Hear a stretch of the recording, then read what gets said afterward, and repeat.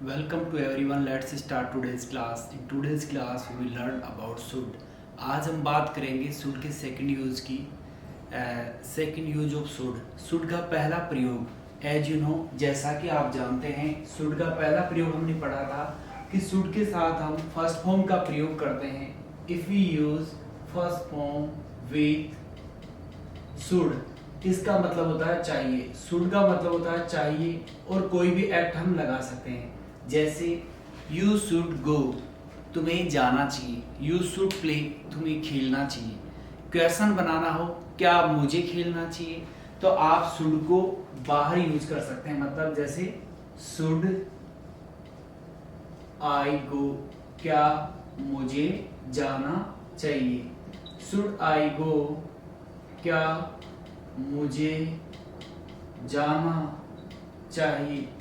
Yes you should go, no you should not go, नहीं तुम्हें नहीं जाना चाहिए. आप यस और नो में आसानी से जवाब दे सकते हैं.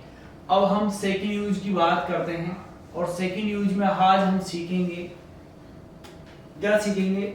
सेकंड यूज में बात होगी शुड लगाएंगे, शुड के साथ आप बी भी लगाएंगे. बी मीन्स होता है होना और शुड मतलब चाहिए, होना चाहिए. जैसे कोई भी क्वालिटी किसी के अंदर भी है तो उस सेंस में हम इसका यूज करेंगे. जैसे कैसे क्वेश्चन बनाते हैं हम इसका, should I be a player, क्या मुझे एक खिलाड़ी होना चाहिए. क्या मुझे एक खिलाड़ी होना चाहिए. क्या मुझे एक खिलाड़ी होना चाहिए. क्या मुझे एक खिलाड़ी होना चाहिए. आप यस में जवाब दे सकते हैं. Yes you should be a player, हाँ तुम्हें एक खिलाड़ी होना चाहिए. No you should not be player, नहीं तुम्हें एक खिलाड़ी नहीं होना चाहिए. तो हमने आसानी से इसके अंदर बात की और हमने सीखा शुड का दूसरा प्रयोग. और दूसरे प्रयोग में हमने बात की, मतलब आप शुड बी के बाद में आपको कोई भी नाउन यूज करना है. ठीक है. जैसे you should be a player, तुम्हें एक खिलाड़ी होना चाहिए. You should be A doctor, तुम्हें एक डॉक्टर होना चाहिए. You should B an engineer, तुम्हें एक इंजीनियर होना चाहिए. You should be a writer, तुम्हें एक लेखक होना चाहिए. You should be a poet, तुम्हें एक कवि होना चाहिए. You should be a dancer, तुम्हें एक डांसर होना चाहिए. You should be a singer, तुम्हें एक सिंगर होना चाहिए. तो हमने शुड के बाद में एक पहला प्रयोग तो हमने पढ़ा था, शुड के साथ हमने फर्स्ट फॉर्म लगा दी थी आसानी से. जैसे यू शुड गो, तुम्हें जाना चाहिए. यू शुड प्ले, तुम्हें खेलना चाहिए. अब अच्छी बात यह है, good thing is that we can use, कि आप यहां पर कोई भी पर्सन हो, फर्स्ट पर्सन हो, सेकंड पर्सन हो, थर्ड पर्सन हो, सबके साथ आसानी से आप यहां पर यूज कर सकते हैं.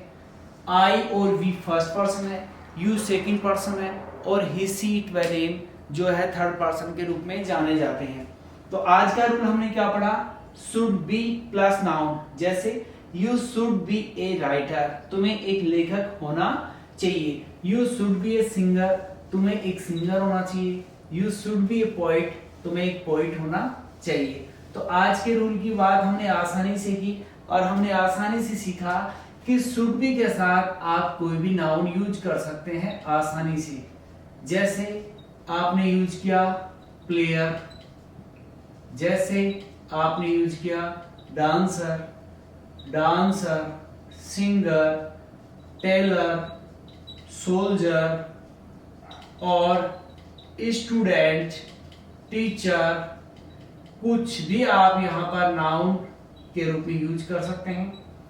यहां पर आप एडजेक्टिव यूज कर सकते हैं.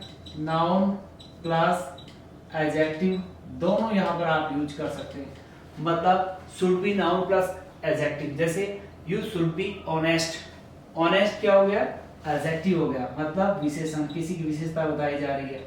यू शुड बी ऑनेस्ट, तुम्हें ईमानदार होना चाहिए. यू शुड बी डिसऑनेस्ट, तुम्हें बेईमान होना चाहिए. तो जब कभी भी हमें इस तरह बात करनी हो, कोई भी चीज, मतलब किसी को कुछ भी होना चाहिए, उस सेंस में हम इसको यूज कर सकते हैं. You should be a player, तुम्हें एक खिलाड़ी होना चाहिए. You should be a dancer, तो आज हमने शुड का दूसरा प्रयोग पढ़ा और शुड भी के साथ हमने इसको यूज किया। इसके 5 प्रयोग हैं। थर्ड रूल हम कल पढ़ेंगे। Will meet again. Have a nice day.